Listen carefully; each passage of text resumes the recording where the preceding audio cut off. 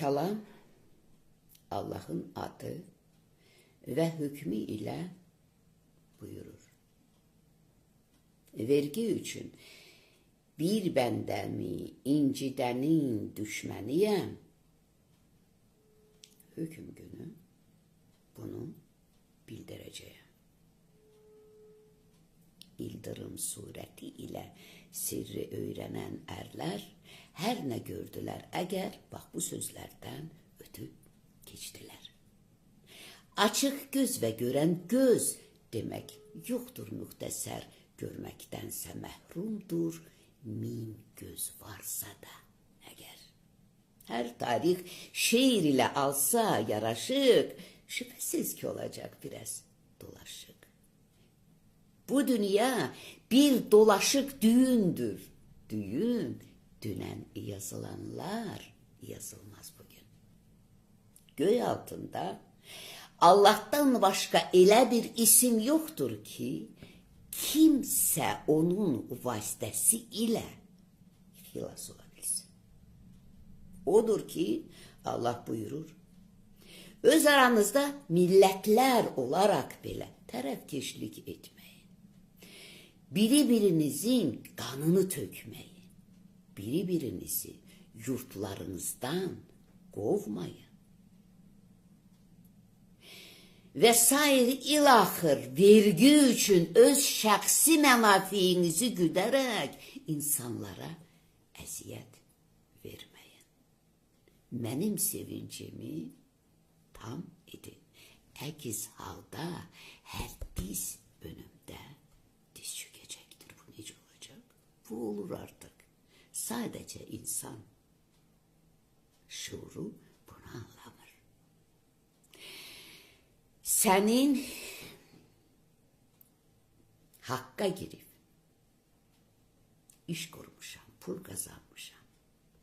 Kiminse hakkına girip kazandığın pulları hekimlere şehir ve şehir samolyotlarda gezip dərmanlara, xəstəxanalara xərcləyirsən, bu artıq sənin Allahı qəlbində qoyub, kimdənsə imdad diləməyin bir səhv. Yatağa düşmüsən, ağır xəstəlikdən qalxa bilmirsən, yığılan səhvlərin, günahın əvəzi. Maşın qəzasına ya özün, ya evladın gəlibsə, həyatını itiribsə, bu sənin hardasa qırdığın qəlbin, hardasa söktüyün varın devlətin, sahibləndiyinin əvəzidir.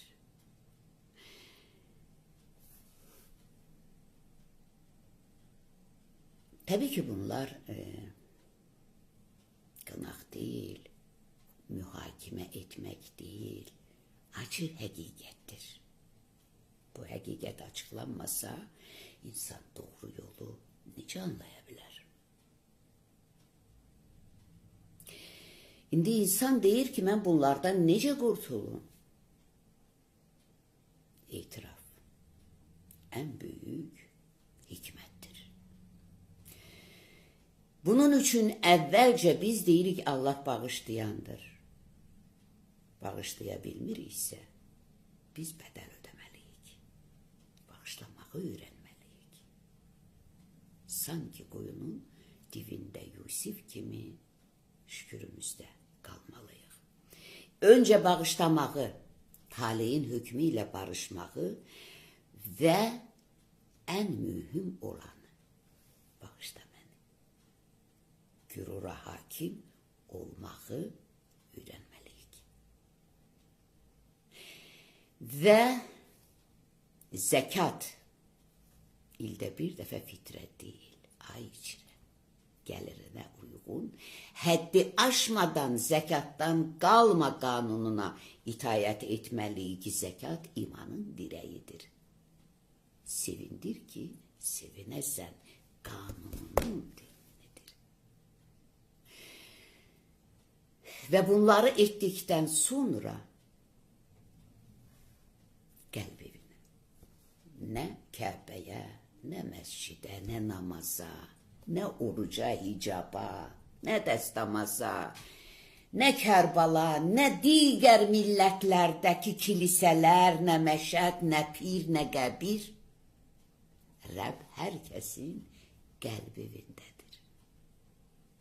Bura, təklikdə, qəlbində gizli söhbətdə etiraf ən böyük hikmətdir. Ən böyük hikmətdir. Ya Rəbb, bilib bilmədik, amma əli dolu bağışlayırsan, barışırsan, məni bağışla deməyi anlayırsan və əli dolu savabla qəlb evinə yollanırsan. Necə deyir Quran? İnsan öz daxilində Rəbbi ilə tək qalır, qulaq qəlbə yaxın olur.